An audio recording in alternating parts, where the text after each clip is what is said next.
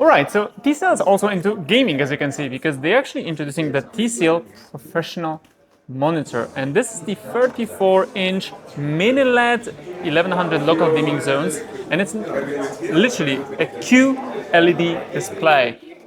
It's huge, like the detail of it, it's so nice. You probably see it on the B-roll as well, like how does it look.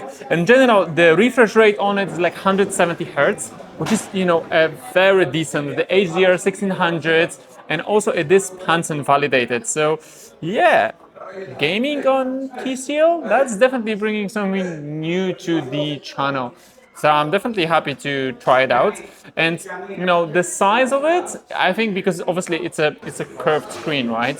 I think it's just perfect. It kind of fits it that you can easily multitask, or obviously you can game, because yeah, that's probably the direction that you would go. But it's just awesome. So if you like it, I left the link with some of the details in the description.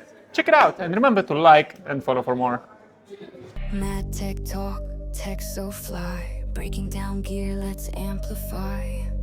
Sub like, don't miss a thing. Tech reviews with a little bling. We out for now, but stay tuned. More fire tech is dropping soon.